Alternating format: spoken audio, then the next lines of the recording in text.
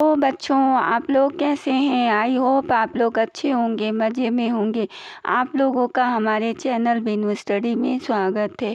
बच्चों, पिछली वीडियो में पार्ट सेकंड में हम एनर्जी के बारे में बता रहे थे। अब इस वीडियो में उसका अगला भाग है। हाँ, चलिए चलते हैं बिना टाइम को वेस्ट किए अपने टॉपिक पर। ऊर्जा, एनर्जी, इंग्लिश में एनर्जी कहते हैं। हाँ, ऊर्जा शब्द का प्रयोग हमारे दैनिक जीवन में होता ही रहता है। यह बहुत आवश्यक चीज़ होती है। यह हमें दिखाई नहीं देती है और ना ही हम इसे छू सकते हैं, लेकिन होती है। इसके बिना कोई कार्य नहीं हो सकता। आमतौर से हम लोग हमेशा कोई ना कोई काम करते हैं, कार्य के बारे में बोलते रहते हैं। हमने इतना काम किया, आज ये काम किया, आज वो काम किया। उसी तरह ऊर्जा के बारे में बोलते हैं। आज हमारे पास एनर्जी नहीं है, इस समय हमारे पास एनर्जी बहुत कम है, आज काम नहीं हो पा रहा है। इस तरह की एनर्जी के बारे में लोग बोलते हैं और एनर्जी जैसे प्रोडक्ट का सेवन भी करते हैं। हाँ, आमतौर से एनर्जी शब्द का प्रयोग होता रहता है। तो हमें ऊर्जा भोजन से मिलता है और भोजन पेड़ पौधों से या जंतुओं से मिल रहा है। पेड़ पौधों को ऊर्जा सूर्य से मिलता है। सूर्य हमारे लिए सबसे बड़ा प्राकृतिक स्रोत है। हाँ, हम जो है जब सुस्त हो जाते हैं तो इसका मतलब होता है कि हमारे अंदर एनर्जी लेवल बहुत कम है। हाँ, तो मतलब काम करने की क्षमता भी कम हो जाती है, काम बहुत मुश्किल से हो पाता है। तो ये होता है कि एनर्जी कम है, ऊर्जा कम है। तो हमें ऊर्जा जो है भोजन से मिलता है। और भोजन कहाँ से आता है? पेड़ पौधों से आता है या फिर जंतुओं से आता है। ये जंतु पेड़ पौधों को खाते हैं, उनमें एनर्जी आती है।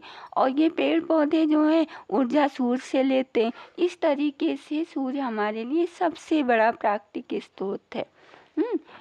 तो अब चलते हैं, उदाहरण के लिए समझ लेते हैं। जब त्रिवेग से गतिशील क्रिकेट की गेंद स्थिर विकेट से टकराती है तो विकेट दूर जाकर गिरती। अब ये विकेट बना हुआ है बच्चों, ये लगा है गिल्ली। अब दूर से आ रही है, तेज गति से बॉल आ रही है, इस पे टकराती है तो ये सब विकेट जो है उड़ जाता है, बहुत दूर चला जाता है। तो मतलब इसमें जो होता है ऊर्जा है, बहुत ऊर्जा है। और दूसरा है, जब किसी पत्थर को कांच की मेज पर रखते हैं तो कांच पर कोई असर नहीं होता।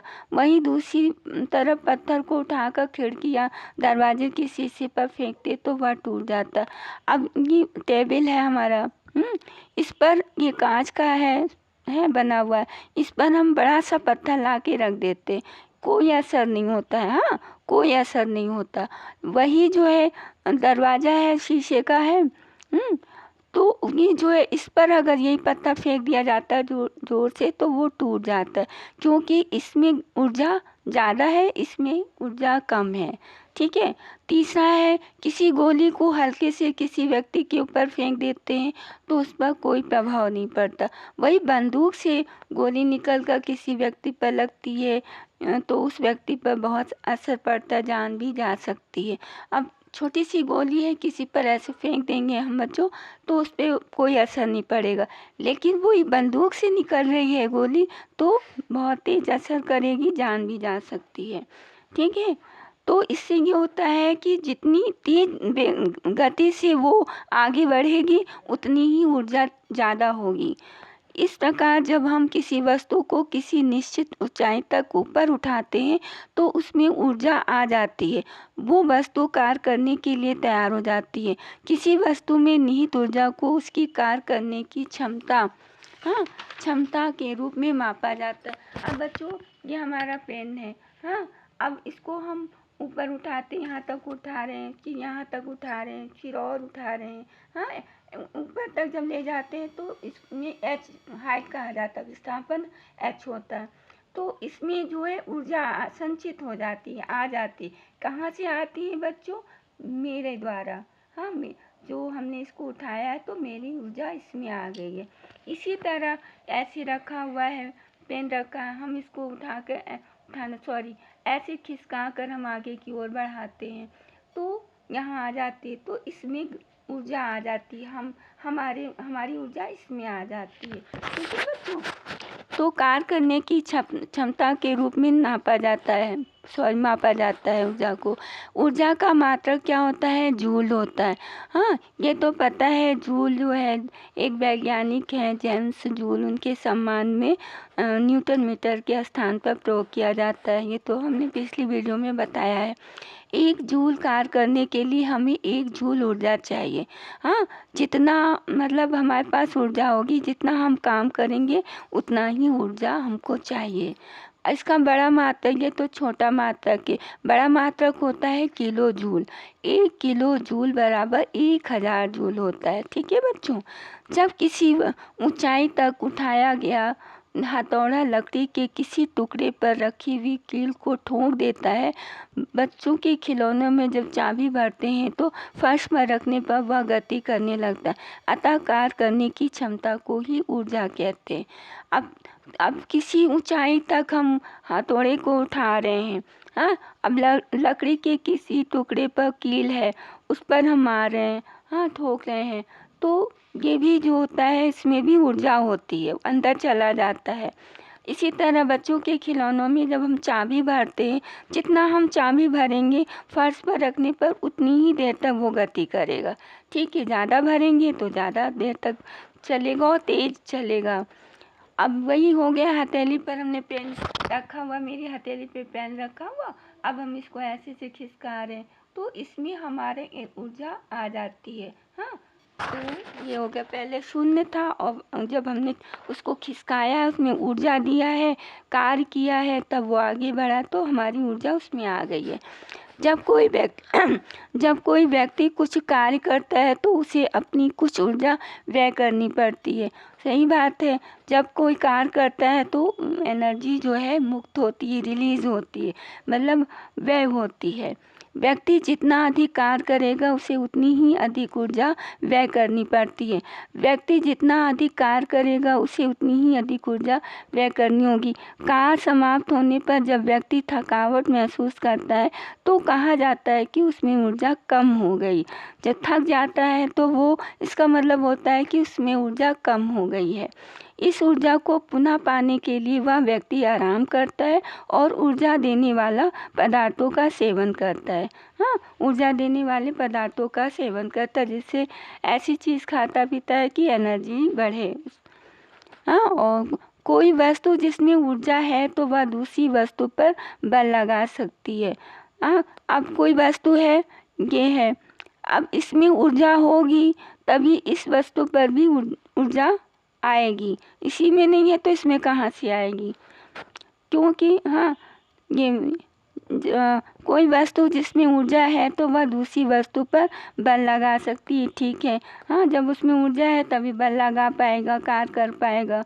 जब ऐसा होता है तो पहली वस्तु से ऊर्जा दूसरी वस्तु में स्थानांतरित हो जाती है। ये इसमें ऊर्जा है, कार्य किया, बल लगाया इसमें, तो इसकी ऊर्जा इसमें स्थानांतरित हो जाती है। क्योंकि दूसरी ऊर्जा कुछ ऊर्जा ग्रहण करती है, इसलिए वह कुछ कार्य करती है। जब इसमें ऊर्जा आती है इसके द्वारा तभी ये आगे बढ़ता है, आगे खिसकता है, गति करता है। तो इसलिए वह कुछ कार्य करती है और इस प्रकार वह गति में आ जाती है। अतः पहली वस्तु में कार्य करने की क्षमता है। इसका अर्थ हुआ कि कोई भी वस्तु जिसमें ऊर्जा है वह कार्य कर सकती है। ठीक हो गया, क्लियर हो गया। स्पष्टता, कार्य करने के लिए ऊर्जा की आवश्यकता होती है। हाँ, स्पष्टता, कार्य करने के लिए ऊर्जा की आवश्यकता होती है तथा ऊर्जा के बिना किसी भी प्रकार का कार्य संभव नहीं है। हाँ, कार्य करने के लिए ऊर्जा बहुत ज़रूरी होता है, इसके बिना कोई भी कार्य संभव नहीं है। इसी कारण किसी वस्तु, मशीन या व्यक्ति के कार्य करने की क्षमता उसकी ऊर्जा कहलाती है। ठीक है, मशीन भी होती है, जितनी उसकी कैपेसिटी होगी, क्षमता होगी कार्य करने की, हाँ, तो उतनी ही उसकी ऊर्जा होगी, वो उसी हिसाब से कार्य करेगा। मनुष्य के मांसपेशियों में ऊर्जा एकत्रित होती है। मनुष्य के मांसपेशियों में भी ऊर्जा होती है। वह ऊर्जा को प्राप्त करने के लिए भोजन ग्रहण करता है। रासायनिक क्रियाओं द्वारा भोजन पचता है, ये भी सही बात है। तो उसमें ऊर्जा मुक्त होती है। जब उसमें पाचन होता है रासायनिक क्रियाओं द्वारा तो उसमें ऊर्जा मुक्त होती है।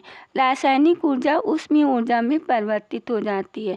इस प्रकार शरीर में ऊर्जा उत्पन्न होती। ऊर्जा भी कार्य की तरह अदिश राशि है। हाँ, इस तरीके से शरीर में ऊर्जा आती है और कार्य करने की क्षमता में उत्पन्न होती है, कार्य करने की इच्छा होती है। ऊर्जा भी कार्य की ही तरह अदिश राशि है। अब आ जाते हैं ऊर्जा के विभिन्न रूप। Several forms of energy. ऊर्जा के विभिन्न रूप हैं। जिस संसार में हम रहते हैं उसमें ऊर्जा अनेक रूप में विद्यमान है। इसके विभिन्न रूपों में यांत्रिक ऊर्जा, ऊष्मीय ऊर्जा, रासायनिक ऊर्जा, विद्युत ऊर्जा तथा प्रकाश ऊर्जा बहुत है। ध्वनि ऊर्जा, सौर ऊर्जा है। हाँ, काफ़ी है। अब हम लोग आते हैं पहले नंबर पर यांत्रिक ऊर्जा, मैकेनिकल एनर्जी। इंग्लिश में मैकेनिकल एनर्जी कहते हैं। वस्तु की गतिज ऊर्जा तथा स्थित ऊर्जा का संयुक्त रूप ही यांत्रिक ऊर्जा होता है। मतलब गतिज ऊर्जा प्लस स्थित ऊर्जा, ये दोनों मिलकर के ही यांत्रिक ऊर्जा बनते हैं।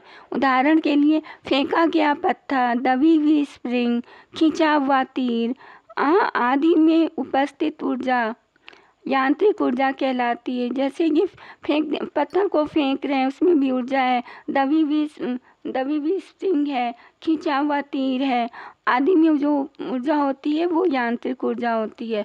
किसी वस्तु में उसकी गति के कारण, मतलब मेन चीज गति के कारण उत्पन्न ऊर्जा को गतिज ऊर्जा कहते हैं। हाँ, किसी वस्तु में गति के कारण जो ऊर्जा उत्पन्न हो रही है तो उसे गतिज ऊर्जा कहते हैं। तथा वस्तु के स्थिति या आकार में परिवर्तन के कारण वस्तु में संचित ऊर्जा स्थित ऊर्जा होती। अब किसी की कोई वस्तु है, उसकी स्थिति है या आकार में, रबर बैंड उसको हमने खींचकर उसके आकार में बदलाव ला दिए तो उसमें ऊर्जा संचित होती है, तो वो स्थितिज ऊर्जा होती है। स्थिति के कारण स्थितिज ऊर्जा होती है, आकार में परिवर्तन के कारण उसमें ऊर्जा संचित होती है, तो वो स्थित ऊर्जा होती है। ठीक है बच्चों। अर्थात यांत्रिक ऊर्जा बराबर गतिज ऊर्जा प्लस स्थितिज ऊर्जा।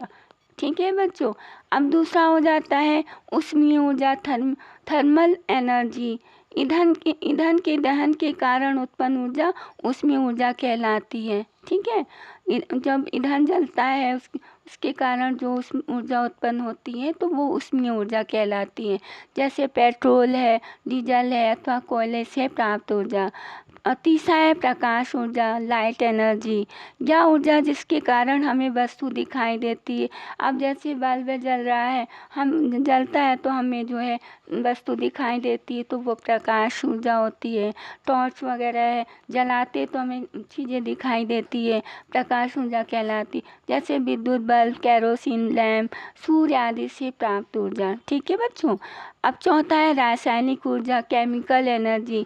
किसी रासायनिक प्रक्रिया में मुक्त होकर प्राप्त हुई ऊर्जा रासायनिक ऊर्जा कहलाती। कहीं मतलब रासायनिक प्रक्रिया चल रही है दो, जैसे है NaCl है, H2SO4 है, आपस में मतलब रिएक्शन करते, रासायनिक क्रिया होती है, दो अलग अलग मतलब सॉल्यूशन होते हैं तो आपस में रिएक्शन करते हैं, तो उससे जो ऊर्जा प्राप्त होती है वो रासायनिक ऊर्जा कहलाती है। जैसे कोयला, पेट्रोल आदि विभिन्न प्रकार की ईंधनों की ऊर्जा। हाँ, और पांचवा है विद्युत ऊर्जा, इलेक्ट्रिक एनर्जी। वह ऊर्जा जो विद्युत धारा द्वारा संचारित होती है, वह ऊर्जा जो विद्युत धारा द्वारा संचारित होती है तो वो विद्युत ऊर्जा होती है। तो जैसे बिजली है, करंट है, तो इसके द्वारा जो ऊर्जा मतलब चलती है तो उसे विद्युत ऊर्जा कहते हैं। छठवां है नाभिकीय ऊर्जा, न्यूक्लियर एनर्जी।